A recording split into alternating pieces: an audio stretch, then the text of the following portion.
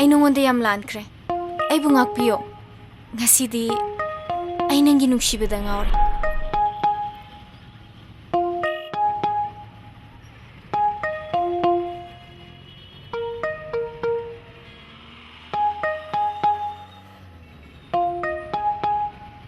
Ai puri do kayino. Ado ai puri ne. Hey, kayin no dia. Sino puri do? Ai puri do kayino. Ado ai puri ne. Se, ozero.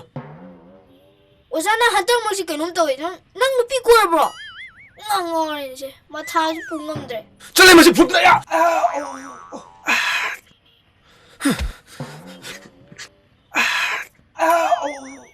Ai oza ngangore je. Hey short. Oza bu nupi em ta phangan biyo. Oza ni trole. Oza kai dorge.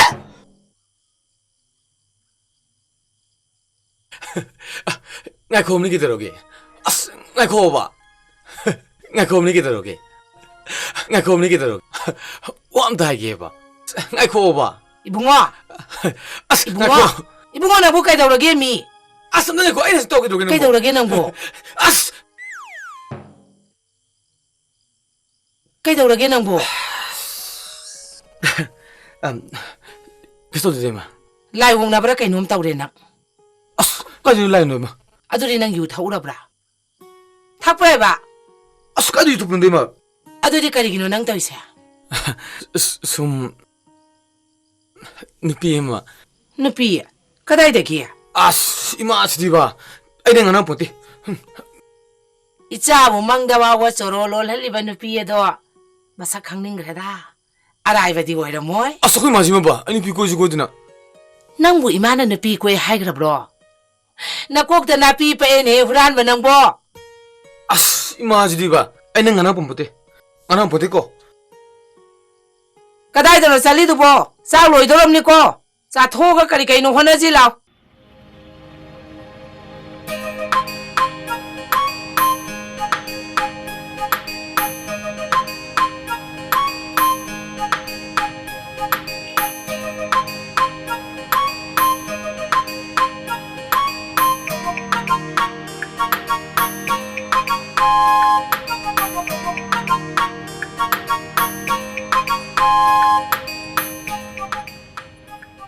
Hey, kayin na mito. Thau da su dro. Oza nang mi yadre. Ai nga sai de thabak lepti. Tu, active je. Mapun ne. Pung hum de la ke hamane. Na than mulu mu. Ai la pu su bi na ba.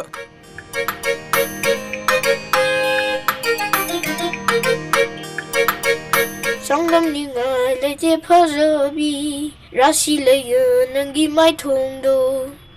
Nong do tha na su he. Oza ishi chum nang je bini kai no. Lu kham na pura na. Kui ngam de. Oza tu.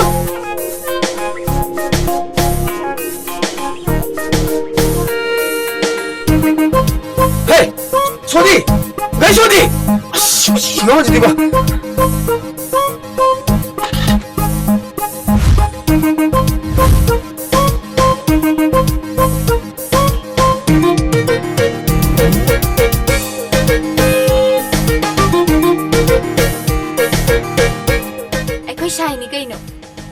Nahan wain ka nan tab na tro. Hazikti aina karan tarabado. Is. Oge tawbado bu harabaro. Hazikti thumba myaure.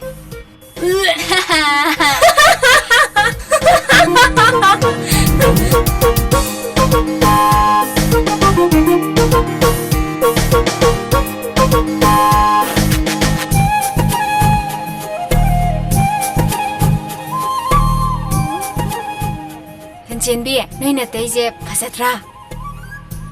Wata sidi He, nabani romance toro. Ai somda lai thoke.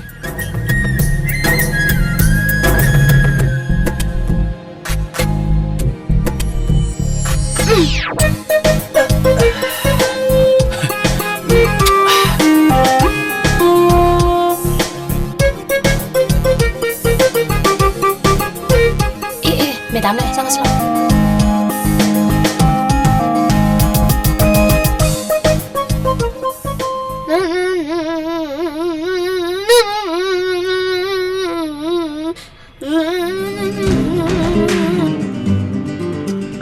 hik ông lại.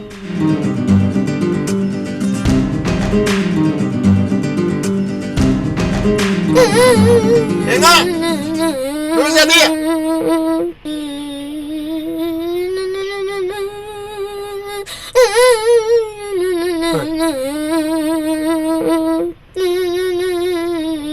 Cái nó mà xíu anh mà nạp phòng rồi. Hey, nó muốn đi này hàng gì à? Ai không thế? Cái không đi ba. Cái chỗ kia. Thằng chắc kia. Cái thằng nó. Khang đem này thằng em chile. Nó muốn đâu am tao không? Hey, hàng đâu rồi nè. Cái chỗ kia em mà xíu hàng kia. À sao không đi mẹ? Cái chỗ kia. Cái chỗ kia. Ai ngồi đi. Mình nó ngồi đi. Biết rồi anh. Nang khang đâu nang. Khang đi mẹ. Xíu hàng kia mà nông cái gì mà sao? Cái chỗ kia ở đi. Cái Khang đi mẹ. Ay, kay do ba nang ang pwede mo? Xíu hàng là tiếng rồi. Cô yêu ông tao với hoa tao nè. Phải bu bùng như cái nó. Ay, ah, ba nga tani hay? Cái gì nó sai đấy cô cái phui gì? Xin mình nạp ba là lấy phim rồi tê. Tao có nó. Tông đi. Tao có nó. Tông đi. Tao có nó. Tông đi. Mình nó tao có nó hai cái. Ấy tông này nó cái tông cái nó. Tao có nó đi tao có nó. Pura berai ngang ni. Mar mo kunis. Sonus. Mar mo kunis. Sam lo ros. Ê ngoma. Mi thaba cái chili cái gì đó. Sam lo so am ni ko. Pura berai ngang ni.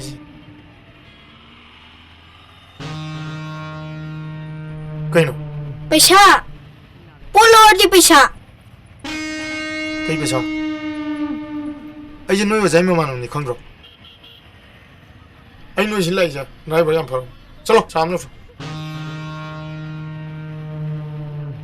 As, cái nó mua hospital để thu lộc lấy na luôn nè.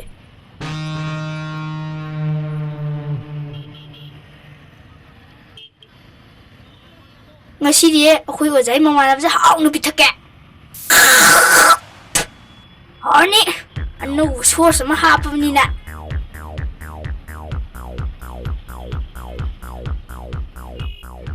Sanai bunga sa sida lagi jadi.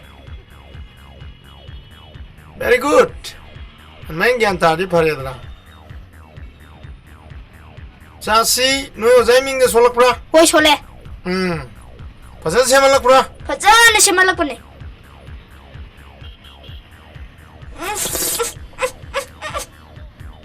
Cobra. Hoi. Patjana hoi. Salo ba may ngang. Hao ni. Mapuna na wo makani suwa sa mahapapun.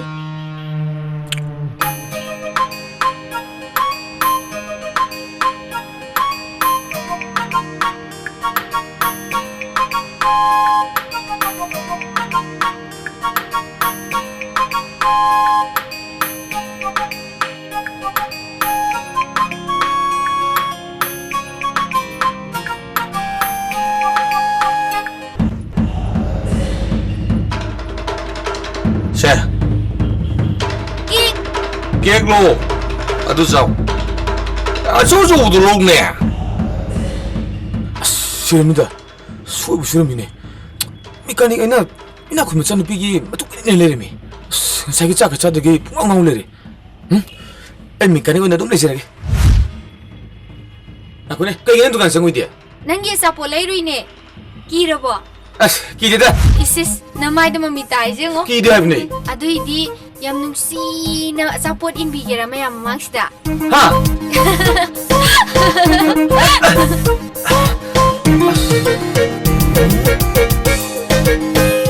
Aduh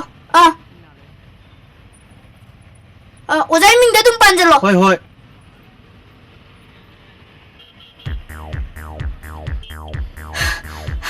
Ay nawang ay chat pa. Aduh kumana priyo tak pa.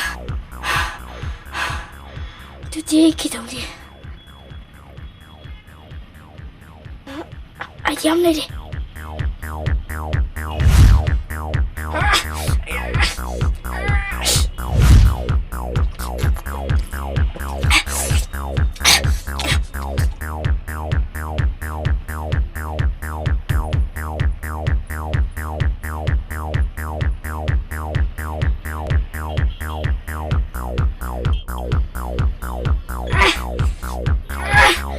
Hao ni.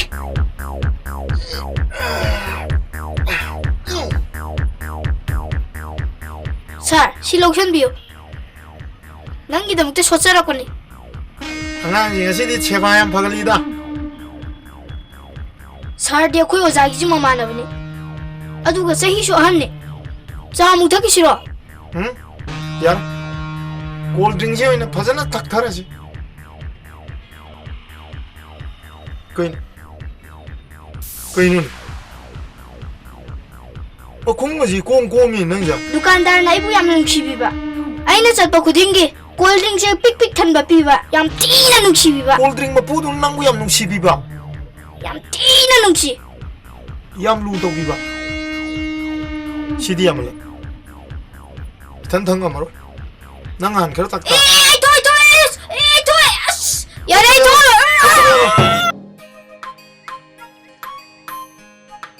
Ai kino mangi ba. Nai bta ching nu sibra. Ai bu wahang du gi paukhum kyarak hana pi khoge. Ai gi manam la bda. Nupi di nupa khona gi tun do mi nai. Nakhui gi mit su wakhal du su nupa ni wakhal dum khali nai. Yum palam dai dana phana nusina ra su khar lai ra ba. Lam gajra le nupa da di tun do mi nai. Nang nai bu do ma di. Ai bu tum ba mi man bro sawang. Ai mana man. Zaiter ni pan nusina nupi mon do ma da ma kya ma wake. Long ma numit ki kaina thil ka dabalam bi da. Ma thaki bi yu me am do. Ngaw hai so ya di. Mai ngan thalab gari manung da. Kaina don chat ki bu ra ga. Ai mana bana tafam khang da opam kap ki do. Ai ngasi ju mit to ri. Nang ai bu thaja de na tro. Engon da mun ni ngau ne. Thamoi gi mami di mai thong da tai hai ba dai ne. Ai gi mit to uri ba si su nang gi saktam khak ta ne. Thamoi da tham ba su nang khak ta ne. Chimban sina soli ba si su nang khak ta ne. Na pa sina taning ba su nang gi na pau khak ta ne. Ima. Baba ko susigang nandun no? Waksing ini pan badani. Ima, minabolong tang chat ke khalak pa se kuira bani. Nang babagi mathong mga mamtang pangthok tra badi. Ima gi thamoy se inong nungay roy da. As, salo ki drogi ma dubo. Kura kumay di idan chapatay ni Ima. Makoy de kam ta hangi yung na. Ay na ngarang hangura bani. Hantag yam na thuna chat kadaba madilay hai. Kumbirom dagi khara khara chat kadaba romani. Sa kam sang na Ima. Chap chaba makti khangdri. Khara ji changadrai na khali. Pare Ima. Hana kisane chapa hin lebasi. Kura kumay de na mingon do panjangro. Ta ba ya banati. Paisa gi khanda ba ya da bani ne. Ay kaya malawgi na ay kusuman silaw daba taom surab ni. Imana noma gi tungsin saba khara masulay.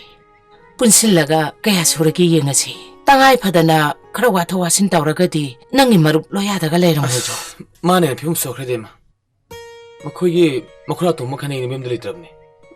Jusam pudra kajum le hai mase. Aina lakdaba kuiri na khalini. Makhura singne na tawri baduna gyan taba amatta su yaudi. Numit chupagi yuda ngaw na leimane ni. Jingkai nangi wai singduna ai bu leita hande. Taja. Nang ta sin thawun chaloidra. Nungsi. Nang bu kai dong nung da thado ai.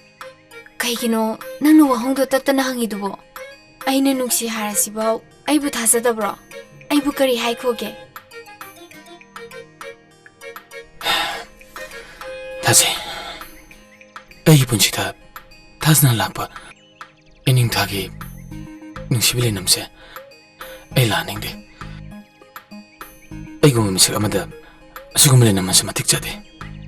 Nang na punsi bu aduklu na khali kai gino.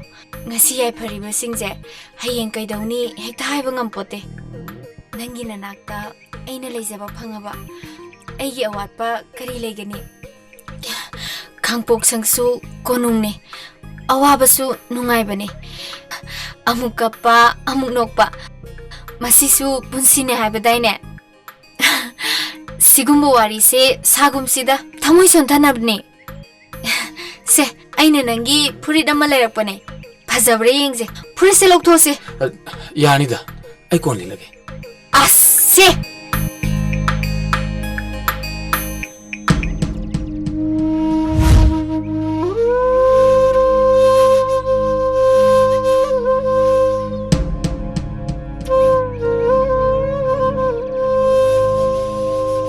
Chingkai, nangi na tausina, aibu nangi nuksibada asum asum singsile. Aibu chine hingi mekai nang mungai tan legane. Hakchang leron chandri phawode nang muson na tum legane. Thaja, Punshi Chuppa Nangse Eigini. Nang na aibu asuk yamna nuksibiba, aigi nungaibagi ngamkai leitre. Mane, aise nangine. Punshi Chuppa, aise nangine. Aigi mechida nangbu udan tale. Wakansina nangbu khandan tale. Kaina gadra khanbada aing tumasu yade. Aing Chuppa atiyara tholiba thasabo. Nangni khandun yeng tale. Amok sukale. Nangni bukan birangudra. Nusi birangudra. Nang na aibu nuksibiba. Nangi asengba thamoido adugidamakdane aina kapiba. Nangbu nuksibiramgadra haibagi paukhum haibabu aigi mitlugi birangsine.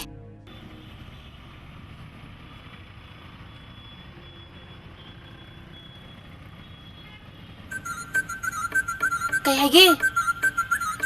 Thajadi. Khangde. Mayamda lairamani. Kaidore nang kaptana leiridia. Mapana bila isi taraga kari khangini ya. Ima, ai hongkiro aisine. Makhoi laisa haido ko. Madu yaba nate. Nupado masak era warpa nate. Imung era phai. Mari matane ngaisen ubudasu chopa nate. Ai angang oi like tamgine aisine. Babada haido ko. Ai longba ngamkiro. Noi baba tara dine walan thongsani ko. Thaja nang babda. Ningol haibasidi noma natraga nomadi sagai amada leikiba haibase soidrabani. Maduda matik mapa chaba sagai jat phaba haibadusu khandaba yadabani ne. Lairik tamba haibadudine nangna hayeng mawoirasu adum tamba yai kanadese mi laise zadumamta semo lause laose kaino masibo. Haima. Singa sidine. Ima. Ozabu, aidi yarim kaidi thujan ba pamjarabani. Isana pana su khoida jaba. Ai khoina su pamjaba. Kasu kaite, nupa memna phai habato adum tobiro. Tobu luhongudi pikpa yaroi. Nang gisu nathantani ai gisu ani subnati. Miyam hangda lenaduna sauna honggadabani. Karigi ozagi jet mangadegene. Ozabu. Wari yam nungai ba malida yam no iko. Imau phanggadawre khanba nara karino khangde pangda nungai khre.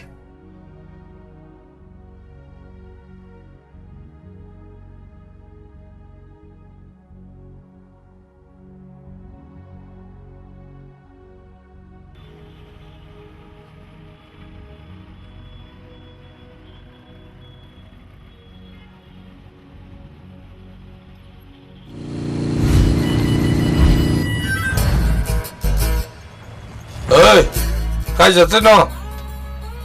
Cái nào nó nắng như thế ha? Ê, cái gì thế nó? Lo, sao chứ lo? Kaka, Ê, cái đó đây. ai kaka da kanomta haige tawune. Nang bu pam da ba, ya ning da ba ka lay bro. Adugi natte da kaka. Ai angang oiri lairik tamkige. Ai computer class loigadabsu wale. Parikya su naksale. Ai lohongkiroi. Baba adam ta haibiyo ba. Baba di kakana hardi dum yabane ba. Nang hai sin di, nang like tam ki kya bin na tro. Phare, lo, sang lo. Ado isanu pibu udabasibu. Ada magi kadale hawi. Ikai ramane sida thoksi hadriba. Magi wari da thokpulina. Ikai tori yongani. Masa oibasingi togotaba mathaw amamdi. Mama mapa oibasingda tonsindu leirabani. Akhone kallingai ahal loisandringai. Isasingi togotaba thawak punamagado. Yam thuna tokthokpa phabajani. Adudi ojabu tapthabagi kanaba leirado. Numit ekto lepnaba tawsine. Adudi kanano apa panji ma tanaraga numit hatta thona tawsi. Tawa ai kanom ta haijege. Kaidora.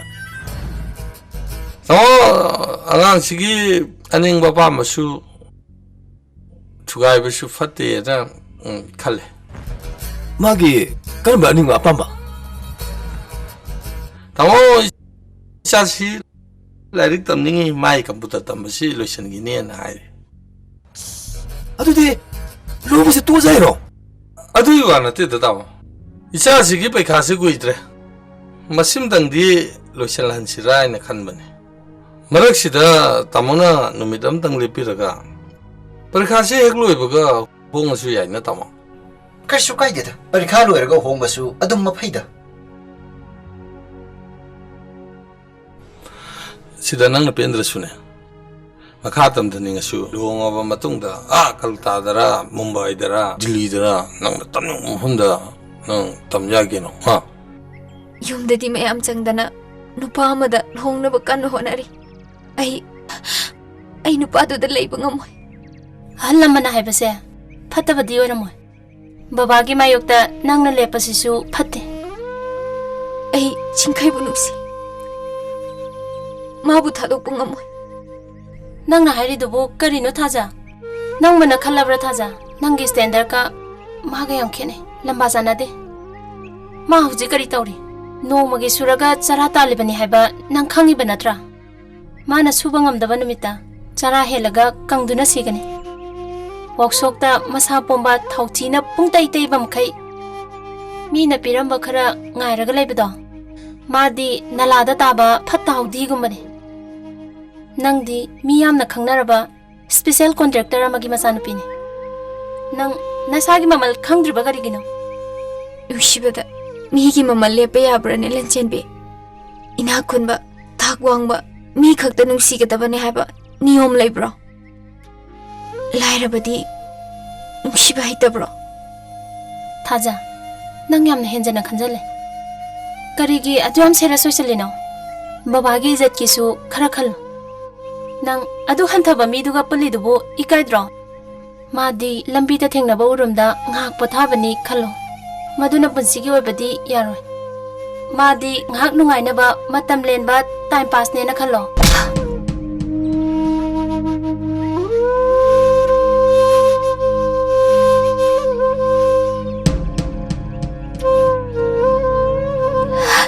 Nangchenbi ay soikre. Ay bungakbiyo. Ay apapata. Kemte khantahudre.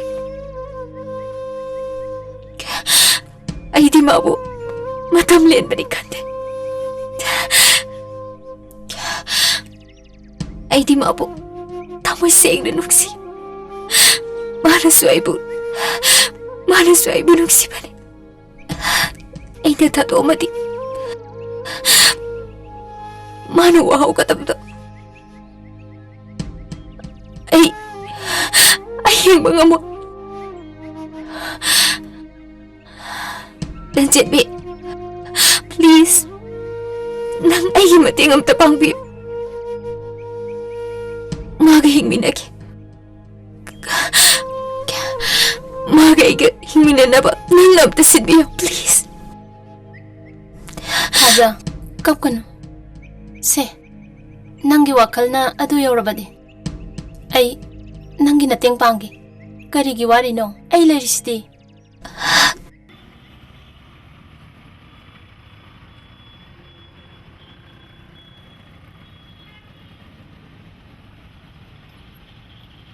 Mai sibu, kadai sa kizano. Hey, nga! Tasin na disiyo. Hey! Ang ahal! Ay gimi angahan kau dia naw ko eh. Noi dukan lole sigari gino. Noi gari porkani pakatoini. Nakoi oja kadai te sakhiya. Ozagi thamoi ngawan ba Lairembi do laktri kari gino. Mina khang bana ma mana khum bana ma. Noi oja kadai sakhige. Lairembi laktri di Lairembi ngaure. Oja ma thasare. Kuchi chale. Ngarang na ande ka sikhi mu khangge. As. Kamai tong te side. Ai nukti gi satpani. Dukan chungang hangdi. Mayum da chatlam gadra kadai dano. Kana sore pa haiba ngamdi. Somdana numit lepsale. Lepliba numit sina. Naksali makai. Aina chatpatasu. Athing malerkani. Lanjenbi. Nang upayam tatobiyo. Ai magaya muna ningi. Heng phawbadang yenglasi. Si phawba ma dukanda laktrabadi. Ai mayum thibra. Kaino ma tawrage. Baba na ibu nupa amada luhong na buhanari. Maran phana lerabasu ai mongoda luhong bangamoy. Aina nuksibadi nang khaktane masi nang khangiba natro. Kaigino nang tumi leidubo. Ai thadokpa ngamadro nang. Thaja. Ain tawdubis kaino. Aidi kasulita mine. Aina nakta leire. Nangidama ai lepi. Puroi bu kadai dunuma. Kana su uroi taba mafam amada sakrase. Kaigino nang na tumi leidubo. Sibnatana. Aina dam stop ngamde. Thaja. Aida siba mine. Angan yaudrup mi. Sirabasu ibani punna sikise. Nang yaudana. Ai thanda hingwa ngamoye. Se. Ibani sakrase. Aina jo film sida. Aina nang pusalaga nang wahanda pante. Nang nok la holinge ponchi tuni. Aina si pamleba. Ai taningde. Chiraba tanja sida. Nangi dumo haidu tanabro. Aina nang nungsirise. Ekoini tungan hingnabaidamaktaro. Aina su nupi mo oibagi ikai ki thadoga nangbu nungsibagidama. Nanakta leptuna aibu khut samduna pura hairiba ise. Kayada ikai khangdrino. Ikai sano. Wasano. Aige pang mathamoise. Pare. Ikanada su yelaro.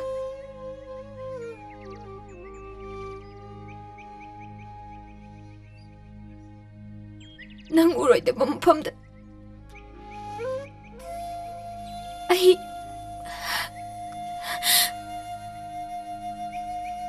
Ai lapna sakrage. Aina sakadoribase. Ima ipana haibe induna. Aigi punsigi panduba mahawnaba nate. Aigi momkamda lei amtagdi kapiro. Thaja. Ai selage.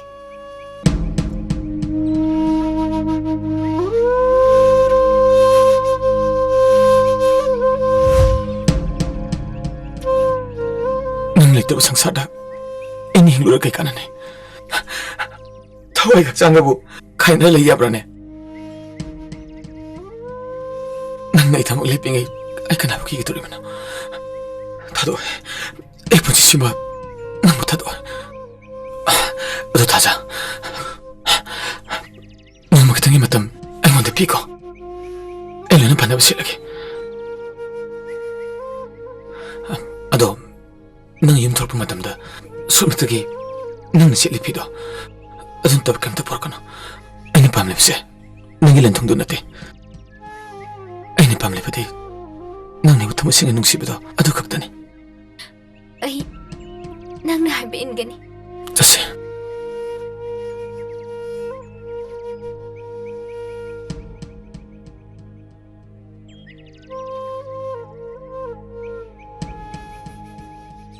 Anjenbi nang nei gidamakta wabiba ai khangi. Aigi chiraba matamda nang natana Kanasu leite. Nangdi aigi asengbा imanabini. Maru mapang tinabada angamba mating pangnabada waba haiba ama leibrane. Wafam sigi matangda kanamta da haidokano. Karimta tamthokano. Thaja, ai bu thajo. Ai kanada su tamthokloi. Dasing khe thajabu mirai bigunu ko nangi nuksibada ngawrabi aigi manabise. Matam chupada nangi tongin bi oina thambiu ko.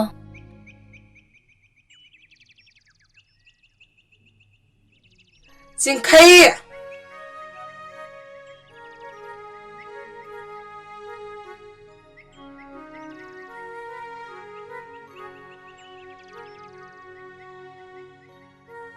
Laune nang bukai dauragi.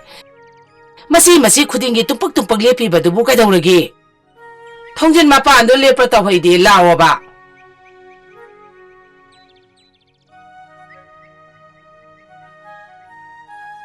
Kai dauragi nang bu na sangam drabo.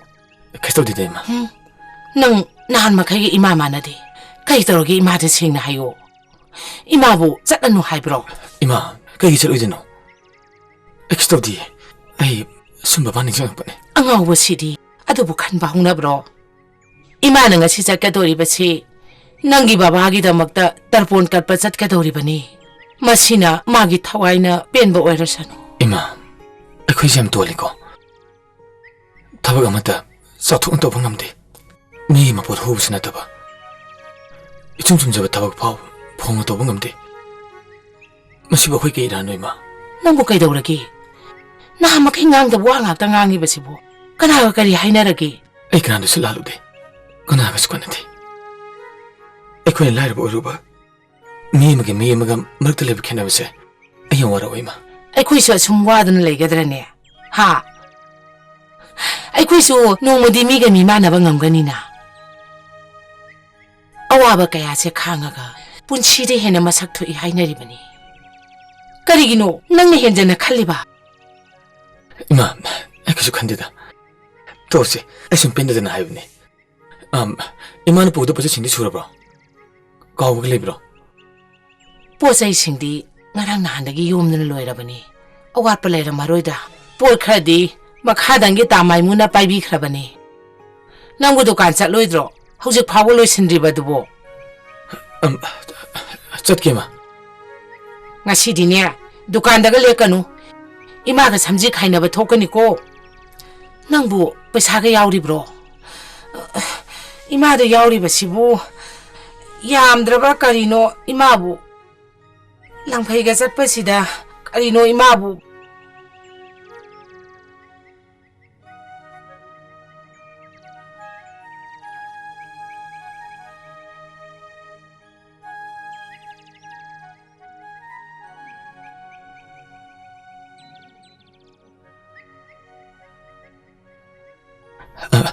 Sima. Yamale. Nangi kari lero gaya. Yari dima. Kasi lerunda. Tawhay din hi. Sa thok pa haibasidi pot lama tapnari bani niya. Pare. Imasa na ba tawrage ko?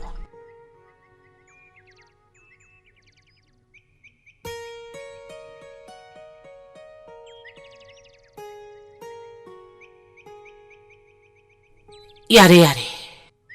Ima halakti bawa jiksina leramuko. Miga khana zaina ba tawganu. Aikhoi di matu sonbani. Aikhoi gi misang leitabani kawganu ko. Sak matam sana saw. Dukandagi matam sana halaw ko. Imasa na ba tawrage? Yare. Poto arumbasu yawdrabani. Ima purage. Nang thabak chat na ba tawro? Yare se. Ima purage.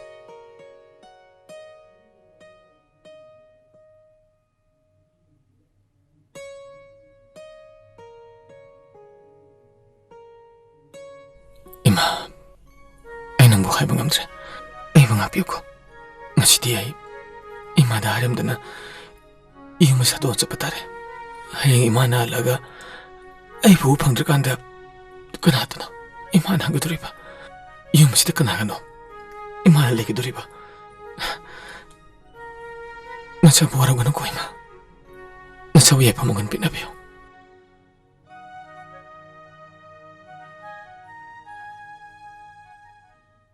ꯅꯍꯥꯟꯒꯤ ꯅꯪꯅ ꯆꯩꯕꯗꯣ ꯅꯪ ꯁꯥꯎꯒꯅꯨꯀꯣ ꯑꯣꯖꯥꯁꯦ ꯅꯪꯅ ꯃꯇꯝ ꯈꯔ ꯀꯥꯏꯅꯕ ꯇꯥꯔꯦ ꯅꯪ ꯋꯥꯁꯨ ꯋꯥꯅ ꯃꯇꯝ ꯈꯔ ꯈꯥꯡꯉꯝꯃꯨꯀꯣ ꯑꯣꯖꯥ ꯅꯪ ꯀꯥꯏ ꯆꯠꯇꯣꯏꯅꯣ ꯑꯩ ꯏꯊꯟꯇ ꯊꯝꯃꯝꯃ ꯅꯪ ꯀꯥꯏ ꯆꯠꯇꯣꯏꯅꯣ ꯗꯨꯀꯥꯟꯁꯤꯗ ꯃꯄꯨꯅ ꯏꯊꯟꯇ ꯇꯨꯝꯍꯜꯂꯦ ꯑꯩ ꯌꯥꯝ ꯀꯤꯖꯩ ꯑꯣꯖꯥ ꯆꯠꯇꯕ ꯌꯥꯗꯕ ꯑꯔꯨꯕ ꯊꯕꯛ ꯑꯃꯒꯤꯅꯤ ꯀꯨꯏꯔꯣꯏ ꯌꯥꯝ ꯊꯨꯅ ꯂꯥꯛꯀꯅꯤ ꯍꯩ ꯀꯞꯀꯅꯨꯁꯦ ꯑꯩ ꯆꯠꯂꯨꯒꯦ ꯍꯥꯏꯀꯣ ꯑꯣꯖꯥ ꯑꯩꯒꯤꯗꯤ ꯏꯃꯥꯁꯨ ꯂꯩꯇꯦ ꯏꯄꯥꯁꯨ ꯂꯩꯇꯦ ꯑꯩꯒꯤꯗꯤ ꯅꯪꯅ ꯄꯨꯝꯅꯃꯛꯅꯦ ꯑꯣꯖꯥ ꯅꯥꯎꯕ ꯑꯣꯖꯥ ꯅꯪ ꯂꯩꯇ꯭ꯔꯕꯗꯤ ꯑꯩꯕꯨ ꯀꯅꯥ ꯅꯨꯡꯁꯤꯕꯤꯅꯤ ꯌꯨꯝꯕꯨꯅ ꯑꯩꯕꯨ ꯊꯤꯅ ꯄꯨꯕꯤ ꯉꯔꯥꯡꯁꯨ ꯆꯥꯛ ꯄꯤꯖꯗꯦ ꯉꯁꯤꯁꯨ ꯆꯥꯗ꯭ꯔꯦ ꯑꯩꯁꯨ ꯅꯪꯒꯤ ꯅꯥꯛꯇ ꯂꯥꯛꯀꯦ ꯑꯣꯖꯥ ꯋꯥꯔꯁꯨ ꯋꯥꯅ ꯅꯪꯒ ꯂꯩꯃꯤꯟꯅꯁꯤ ꯑꯣꯖꯥ waraju wana nagi laki-laki masa. Napa? Hei, si, gap ko na si. Nandiyan sa dede. Napa? Si. Wala, nagsakin wasa. Nangsaw ko na. Napa? Laki masa, ay laki. Nangsaw ko na. Ay nasakit ulit si. Kahit na bisa si Kandri. Ay laki.